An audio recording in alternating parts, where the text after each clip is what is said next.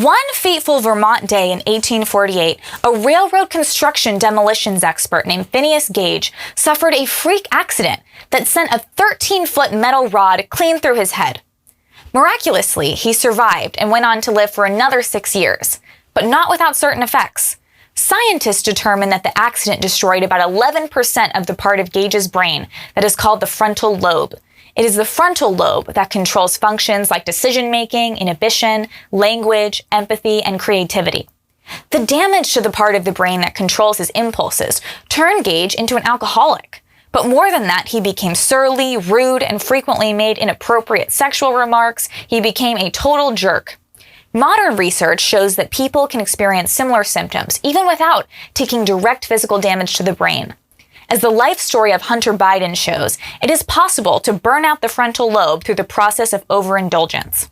Drug abuse, overeating, pathological gambling, and sex addiction like prostitution or internet porn all cause severe damage to the frontal lobe over time. It doesn't take much to see that these are all very big problems that are ravaging the country today.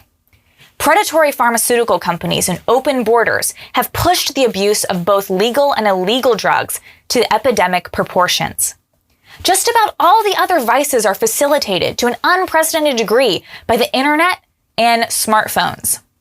In other words, our modern conveniences, technology, and wealth give us access to great harms that are equal to their great benefits. And just as decadence destroyed Rome, we are well on the path to becoming another great but fallen and failed society. But it doesn't have to end this way. We do not need to enter a second dark age of lost knowledge and technology. The only path forward, the only path of true progress that will allow our society to achieve even greater heights of intellectual and technological development is to re-embrace faith. Religion is the only institution that can counteract the corrosive effects of increasingly pervasive excesses. And it is not simply because most religions advocate practices that increase self-control, such as fasting and prayer.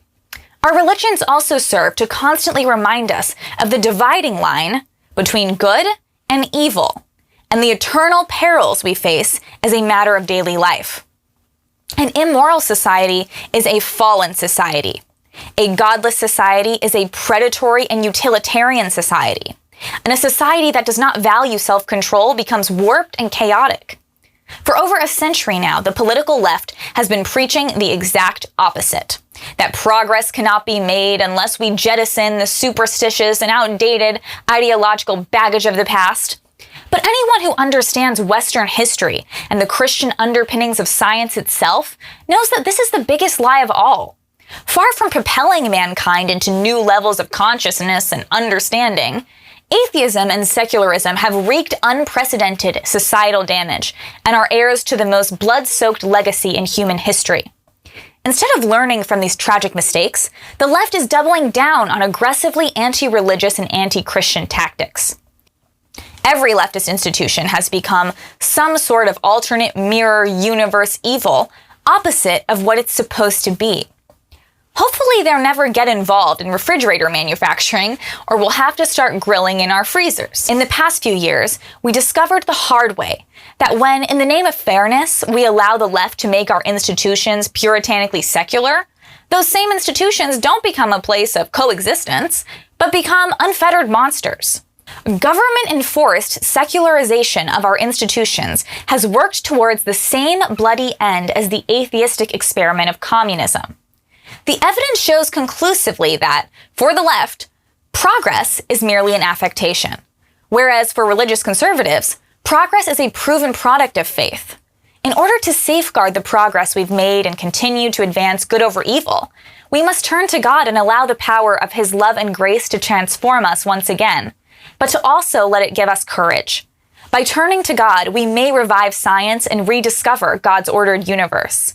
There are still many new and astounding wonders which await us between the atoms and among the stars. We need to reclaim our sense of what Christian compassion really means. We need to reject the truthless morass of relativism and center our society around an external and objective truth. How can we ever hope to reestablish a fair system of justice if the only standard our judges accept are people's political beliefs? Most importantly, we need to embrace traditional morality. Without a time-tested sense of right and wrong, we will never form a sustainable social contract. It's wrong to lie. It's wrong to kill. It's wrong to sell out your country or your countrymen. But why? Left-wingers today don't know. So we're operating in a vortex where there's no sturdy ground, at least for them. For us, there is, and we need to stick to it.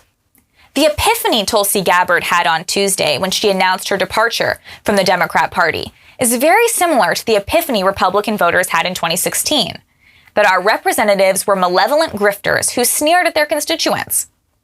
In terms of reform, the GOP is at least 4 years ahead of her and has been undergoing a very long process of transformation, something that Joe Biden derides as MAGA Republicans and Kari Lake calls the New Republican Party. The only reason why the Democrats suddenly became the warmongers Gabbard decrees is because of this change in the Republican Party.